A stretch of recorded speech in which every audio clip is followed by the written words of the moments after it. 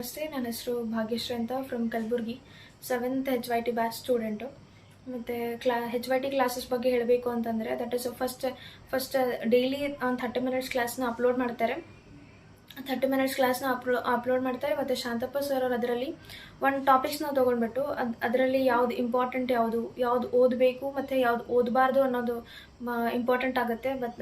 ಮತ್ತು ಯಾವ ಎಕ್ಸ್ಟೆಂಟ್ವರೆಗೂ ಒಂದು ಟಾಪಿಕ್ನ ಹ್ಯಾಂಡಲ್ ಮಾಡಬೇಕು ಅನ್ನೋದು, ಮತ್ತು ಆ ಪರ್ಟಿಕ್ಯುಲರ್ ಟಾಪಿಕ್ ಯಾವ್ಯಾವ PYQ ಅಲ್ಲಿ ಅಥವಾ ಯಾವ್ಯಾವ ಡಿಫ್ರೆಂಟ್ ಸ್ಟೇಟ್ ಗೌರ್ಮೆಂಟ್ ಆಗಲಿ ಮತ್ತು ಸೆಂಟ್ರಲ್ ಗೌರ್ಮೆಂಟ್ ಆಗಲಿ ಕ್ವಶನ್ಸ್ ಯಾವ ಥರ ಕ್ವಶನ್ಸ್ ಬಂದಿದೆ ಮತ್ತು ಯಾವ ಆ್ಯಂಗಲಲ್ಲಿ ಕ್ವಶನ್ಸ್ ಬಂದಿದೆ ಅದು ಇಂಪಾರ್ಟೆಂಟ್ ಆಗುತ್ತೆ. ಮತ್ತು ಯಾವ ಎಕ್ಸ್ಟೆಂಟ್ವರೆಗೂ ಓದಬೇಕು ಅನ್ನೋದು, ಮತ್ತು ಯಾವ್ದು ಓದಬೇಕು ಯಾವ್ದು ಓದಬಾರ್ದು ಅನ್ನೋದು ಒಂದು ಕ್ಲಾರಿಟಿ ಆಫ್ ಥಾಟ್ಸ್ನ HYT ಕ್ಲಾಸ್ ಕೊಡುತ್ತೆ ಫಾರ್ ಶೋರ್. ಮತ್ತು one of the best feature of HYT classes ಅಂದರೆ ದಟ್ ಈಸ್ ರಿವ್ಯೂ ಎಕೋಸಿಸ್ಟಮ್ ಇರೋದ್ರಿಂದ, that is daily HYT classes ಆಮೇಲೆ ನಾವು ಮಾಡಿರೋ ಹೋಮ್ವರ್ಕ್ನ ತೊಗೊಂಡ್ಬಿಟ್ಟು ಅದರಲ್ಲೇ ನಾವು ಬರೆದಿರೋದ್ರಲ್ಲೇ ಕ್ವಶನ್ಸ್ನ ಕೇಳಿಬಿಟ್ಟು ಮತ್ತು ಡೈಲಿ ಆ ಒಂದು ಅಕೌಂಟಬಿಲಿಟಿ ಅಥವಾ ಒಂದು ಕನ್ಸಿಸ್ಟೆನ್ಸಿ ಅನ್ನೋದು ಬಂದುಬಿಡುತ್ತೆ, ಡಿಸಿಪ್ಲಿನ್ ಅನ್ನೋದು ಬಂದುಬಿಡುತ್ತೆ. ಆಮೇಲೆ ಡೈಲಿ ಕ್ಲಾಸಸ್ನ ತೊಗೊಂಡ್ಬಿಟ್ಟು ಅದ್ರ ಬಗ್ಗೆ ಡೈಲಿ ಇಂಡಿವಿಜುವಲ್ ಆಗಿ ಹ್ಯಾಂಡಲ್ ಮಾಡ್ತಾರೆ ಸ್ಟೂಡೆಂಟ್ಸ್ನ. ಮತ್ತು ಫೀಡ್ಬ್ಯಾಕ್ನ ಗ್ರೂಪಲ್ಲಿ ಶೇರ್ ಮಾಡೋದ್ರಿಂದ, ಮತ್ತು ಯಾವ ಸ್ಟೂಡೆಂಟ್ ತುಂಬ ಚೆನ್ನಾಗಿ ಹೇಳಿದ್ದಾರೆ ಅಥವಾ ಯಾರನ್ನು ಚೆನ್ನಾಗಿ ಹೇಳಿದ್ದಾರೆ ಮತ್ತು ಅವ್ರದ್ದು ಹೋಮ್ವರ್ಕ್ನ ಎಲ್ಲನೂ ಅಪ್ಲೋಡ್ ಮಾಡ್ತಾರೆ ಗ್ರೂಪಲ್ಲಿ. ಸೊ ದ್ಯಾಟ್ ಬೇರೆಯವ್ರಿಗೂ ಎಂಕರೇಜ್ ಆಗುತ್ತೆ, ಎಂಕರೇಜೂ ಆಗುತ್ತೆ. ಮತ್ತು ಒಂದು ಅಪ್ರಿಸಿಯೇಷನ್ ಟೋಕನ್ ಆಫ್ ಅಪ್ರಿಸಿಯೇಷನ್ನು ಕೊಡುತ್ತೆ. ದಟ್ ಈಸ್ ವಿಚ್ ಇಂಪಾರ್ಟೆಂಟ್ ಅನಿಸುತ್ತೆ. ದಟ್ ಈಸ್ ಮೋಟಿವೇಶನ್ ಅನ್ನೋದು ಬರುತ್ತೆ. ಇನ್ನೂ ಹೋಮ್ವರ್ಕ್ ಮಾಡಬೇಕು ಆ ಥರದ್ದು, ಮತ್ತು ಇನ್ನೂ ಚೆನ್ನಾಗಿ ಓದ್ಕೋಬೇಕು, ಇನ್ನೂ ಹೋಮ್ವರ್ಕ್ ಮಾಡಬೇಕು ಅಥವಾ ಎಕ್ಸಾಮ್ನ ಟ್ಯಾಕಲ್ ಮಾಡಬೇಕು ಅನ್ನೋದು ಮೋಟಿವೇಶನ್ ಬಂದುಬಿಡುತ್ತೆ.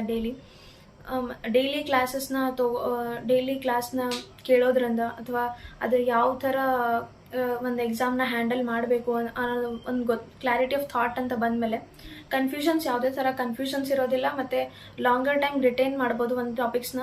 ಮತ್ತು ರಿವೈಸ್ ಮಾಡೋದಾಗಲಿ, ಪದೇ ರಿವೈಸ್ ಮಾಡಿ ರಿವ್ಯೂ ತೊಗೊಳೋದ್ರಿಂದ one of the best feature ಅಂತ ಅನ್ಸುತ್ತೆ. ದಟ್ ಈಸ್ ಯಾವುದೇ ಕೋಚಿಂಗಲ್ಲಿ ಆಗಲಿ ಯಾವುದೇ ಇದರಲ್ಲಿ ಬರೀ ಅಕಾಡೆಮಿಕ್ ಆ್ಯಂಗಲ್, ಒಂದು ಟಾಪಿಕ್ನ ಅಕಾಡೆಮಿಕ್ ಆ್ಯಂಗಲಲ್ಲಿ ಹೆಂಗೆ ಓದಬೇಕು ಅಂತ ಹೇಳ್ತಿರ್ತಾರೆ. ಬಟ್ ಎಕ್ಸಾಮಲ್ಲಿ ಹೋದರೆ ಅದು ಟಾಪಿಕ್ಸ್ ಕಂಪ್ಲೀಟ್ಲಿ ಡಿಫ್ರೆಂಟ್ ಆಗಿರುತ್ತೆ. ದಟ್ ಈಸ್ ಯಾವ ಎಕ್ಸ್ಟೆಂಟ್ವರೆಗೂ ಓದಬೇಕು ಅನ್ನೋದು ದೊಡ್ಡ ಕ್ವಶನ್ ಮಾರ್ಕ್ ಆಗುತ್ತೆ. ಬಟ್ HYT ಕ್ಲಾಸಿಂದ ಆ ಕ್ವರಿ ಎಲ್ಲ ಕ್ಲಿಯರ್ ಆಗುತ್ತೆ ಫಾರ್ ಶೋರ್.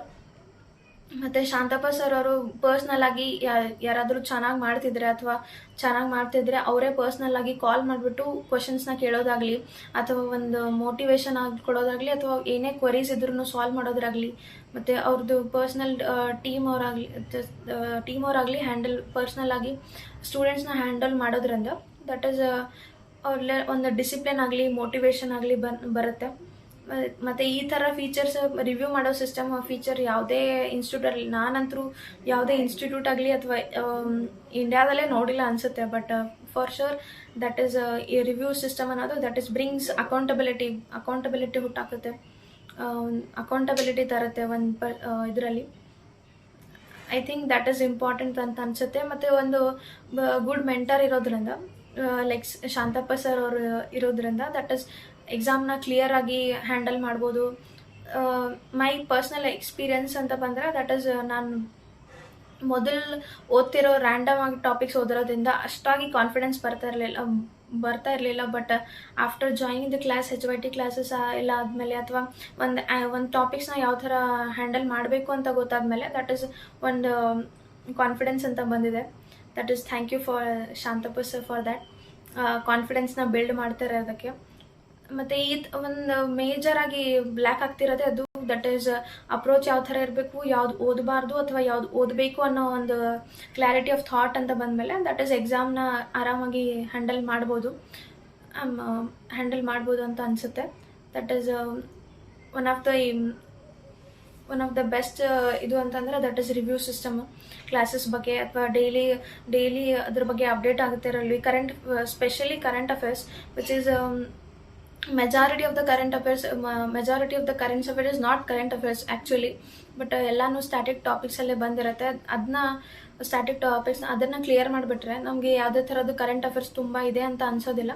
ಮತ್ತು ಸ್ಪೆಷಲಿ ಕ್ವಶನ್ ಪೇಪರ್ ಡಿಕೋಡಿಂಗ್ ಮಾಡೋದ್ರಿಂದ that is question paper decode ಮಾಡೋದ್ರಿಂದ ಅದರಲ್ಲಿ ಯಾವ ಥರ ಕ್ವಶನ್ಸ್ ಕೇಳಿದ್ದಾರೆ ಮತ್ತು ಮುಂದೆ ಯಾವ ಥರ ಕ್ವಶನ್ಸ್ ಬರ್ಬೋದು ಅನ್ನೋ ಒಂದು ಗೆಸ್ ಮಾಡ್ಬೋದು ಅನಿಸುತ್ತೆ. ಮತ್ತು ಯಾವ ಥರ ಟಾಪಿಕ್ಸ್ನ ಹ್ಯಾಂಡಲ್ ಮಾಡಬೇಕು ಅದನ್ನೆಲ್ಲ ತುಂಬ ಕ್ಲಾರಿಟಿ ಆಫ್ ಥಾಟ್ಸ್ HYT ಕ್ಲಾಸಿಂದ ಸಿಗುತ್ತೆ for sure. And it's my genuine feedback about the class, and thank you Shantappa sir for guiding us. ಮತ್ತು ಒಂದು ಒಳ್ಳೆಯ ಮೆಂಟರ್ ಇರೋದ್ರಿಂದ ದಟ್ ಈಸ್ ಒಂದು ಒಳ್ಳೆಯ ಮೆಂಟರ್ ಇರೋದ್ರಿಂದ ಯಾವ ಥರ ಕ್ಲಾಸಸ್ನ ಯಾವ ಥರ ಎಕ್ಸಾಮ್ಸ್ನ ಕ್ರ್ಯಾಕ್ ಮಾಡಬೇಕು ಅಂತ ಗೊತ್ತಾಗುತ್ತೆ. So that thank you so much sir.